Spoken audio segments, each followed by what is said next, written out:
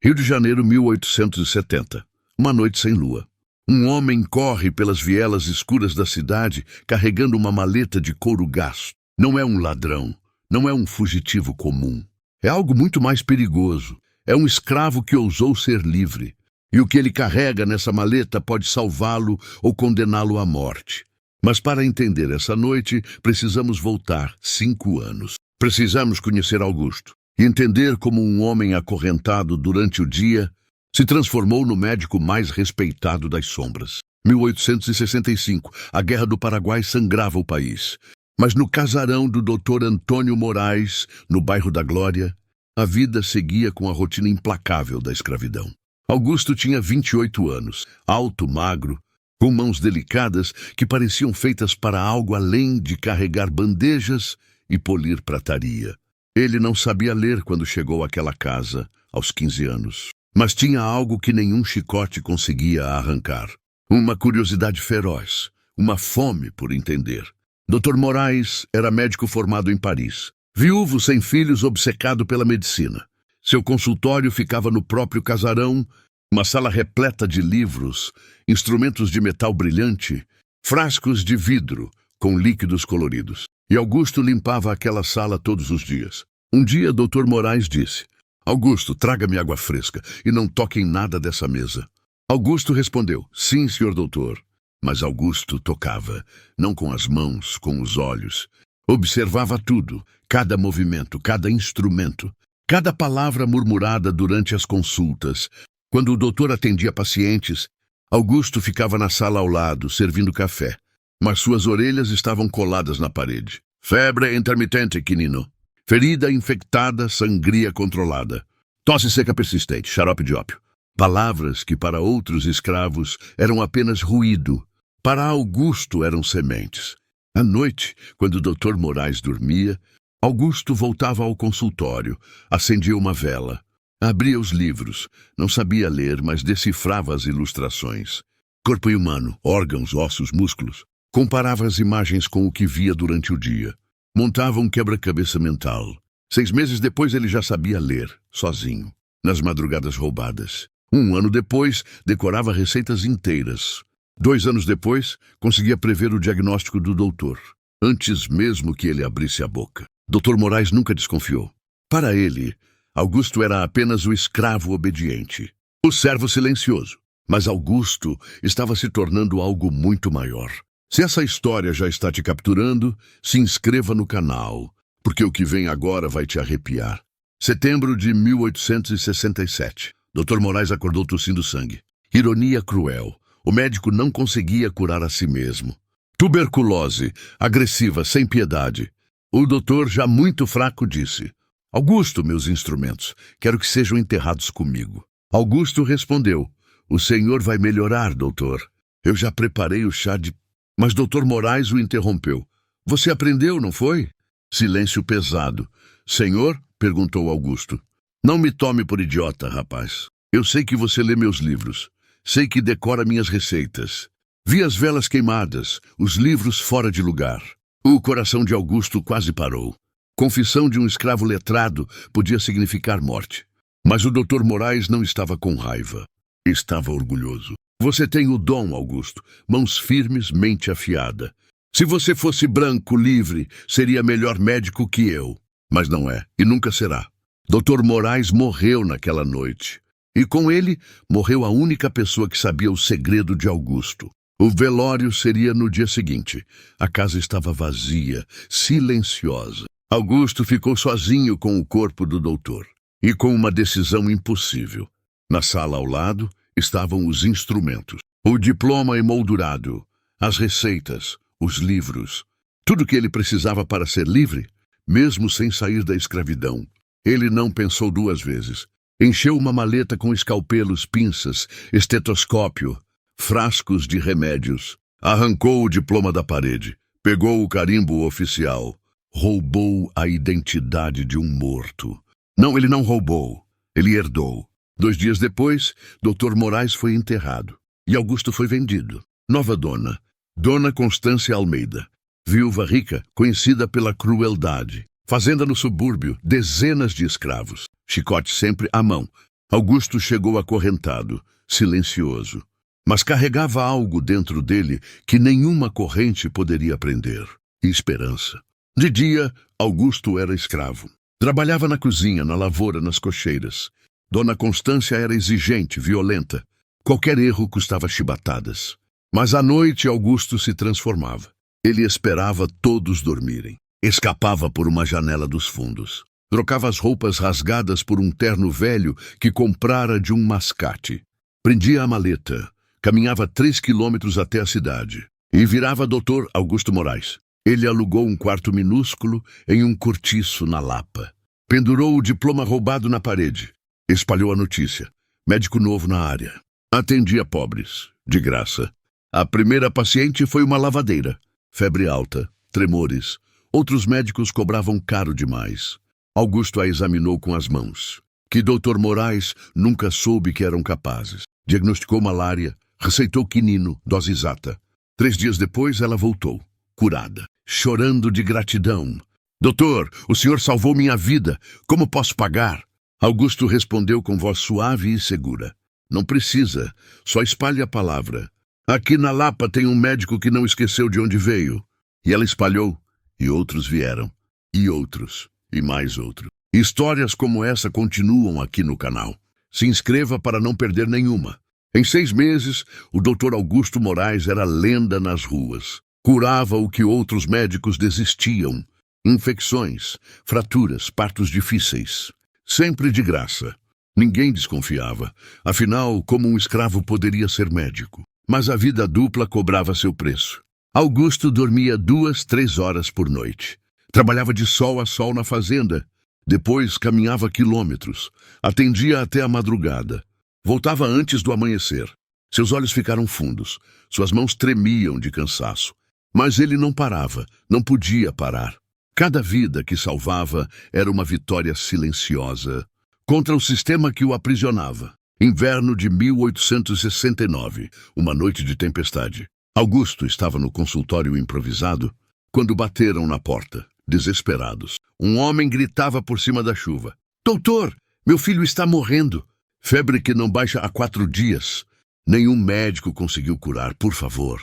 Era um comerciante, homem de posses, desesperado. Carregava nos braços um menino de 8 anos, tremendo, pálido, quase sem vida. Augusto não hesitou. Examinou o garoto. Febre altíssima, pulso fraco, manchas na pele. Escarlatina grave. Precisava agir rápido. Ele preparou uma infusão de casca de salgueiro. Aplicou compressas frias, monitorou a respiração. Ajustou a dosagem de hora em hora. Ficou acordado a noite inteira. O pai ao lado, rezando. Ao amanhecer, o menino abriu os olhos. A febre tinha quebrado. O comerciante, com voz embargada, disse: Você salvou meu filho. Os outros médicos disseram que era caso perdido. Augusto respondeu: Não era. Só precisava de atenção e tempo. Quanto eu te devo? Nada. Mas se quiser ajudar, conte às pessoas que aqui tem alguém que se importa. O comerciante espalhou a notícia. E a fama de Dr. Augusto Moraes explodiu.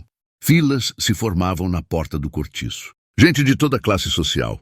Pobres remediados, até alguns ricos, que preferiam o médico humilde aos arrogantes doutores do centro. Augusto tratava todos com a mesma dedicação, o mesmo respeito. Mas o que ele não sabia é que essa fama estava prestes a destruí-lo. Março de 1870. Augusto estava na cozinha da fazenda quando ouviu os gritos. Dona Constância estava em pânico. Seu filho único, Rafael, de 10 anos, estava com febre alta, delirando. Ela chamou 3 médicos. Nenhum conseguiu baixar a febre. O menino piorava. Dona Constância gritava: Incompetentes, todos vocês! Meu filho vai morrer por causa de vocês. Um dos médicos respondeu: Senhora, fizemos tudo o que estava ao nosso alcance. Talvez seja a vontade de Deus. Ela gritou ainda mais alto: Não, tem que ter alguém. Alguém que possa salvá-lo.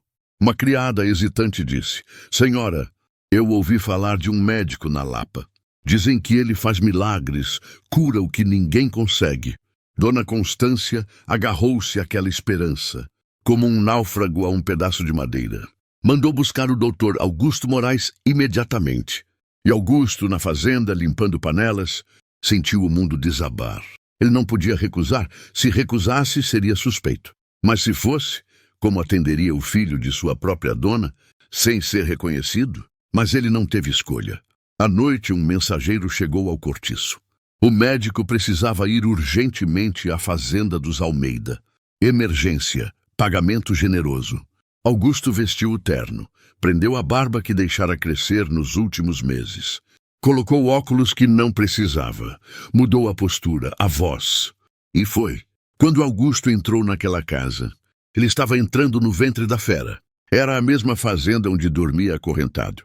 Os mesmos corredores que limpava. A mesma dona que o açoitara, semanas antes por derramar café. Mas agora ele era o doutor, e ela precisava dele. Dona Constância, com voz angustiada, disse: "Doutor, por favor, meu filho, ele está morrendo." Augusto, com voz disfarçada, mais grave e formal, respondeu: "Permita-me examiná-lo, senhora." Augusto se aproximou da cama. O menino ardia em febre. Respiração rápida, olhos vidrados. As mesmas mãos que lavavam pratos naquela casa. Agora examinavam o herdeiro. Ele reconheceu os sintomas imediatamente. Febre tifoide, grave, mas tratável. Precisava agir rápido, mas com cuidado.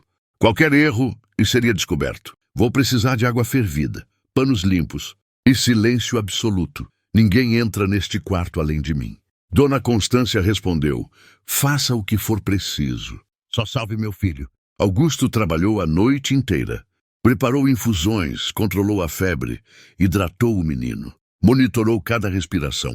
E durante todo esse tempo, Dona Constância estava do outro lado da porta. A mesma mulher que o chicoteava, agora dependia dele.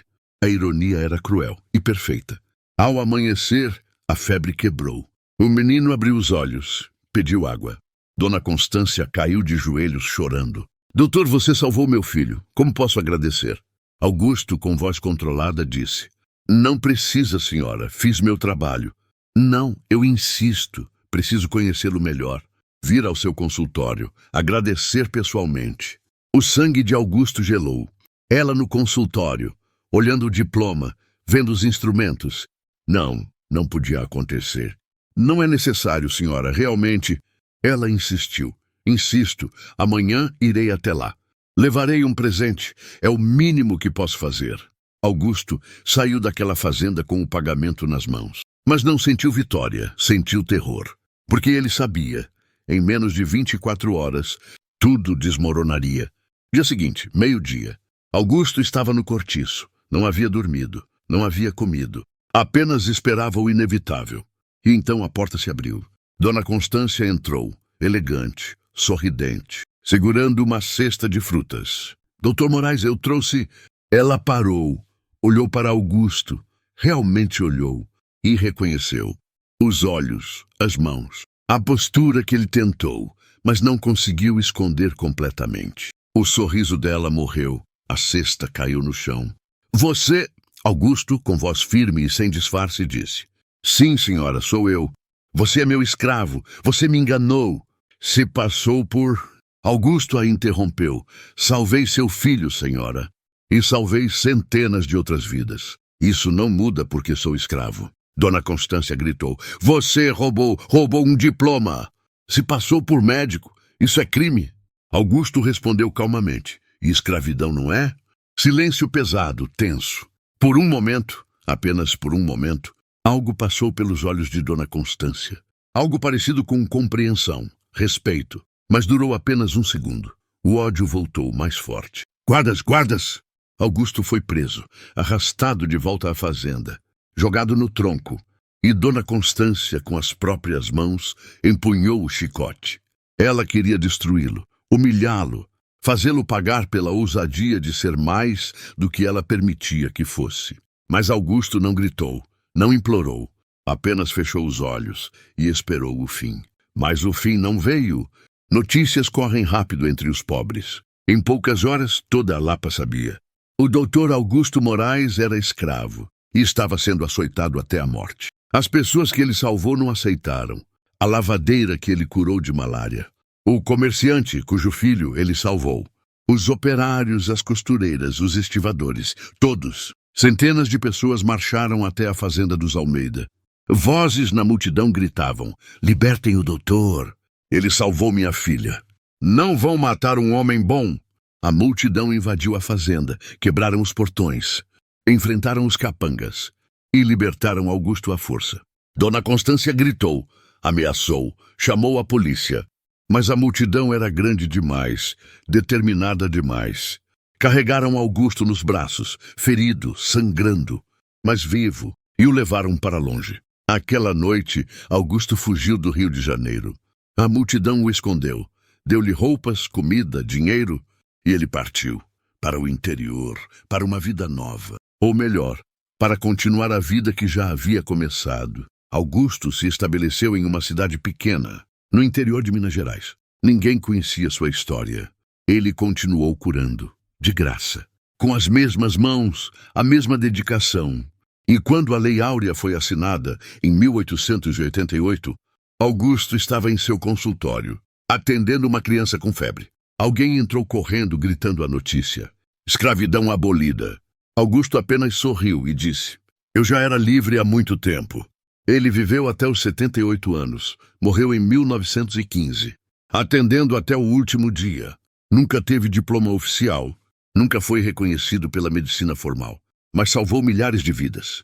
E provou algo que os senhores tentavam negar: que correntes prendem o corpo, mas nunca a alma.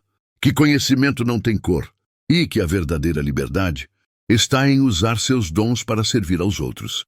Essa foi a história real de Augusto, o médico escravo que curava os senhores. Uma história de coragem, conhecimento e resistência. Se essa história te emocionou, se inscreva no canal. Toda semana trazemos histórias reais esquecidas pela história oficial. Histórias que precisam ser contadas. Deixe nos comentários o que você teria feito no lugar de Augusto. E lembre-se, a história está cheia de heróis anônimos. Está na hora de conhecê-los. Até a próxima história.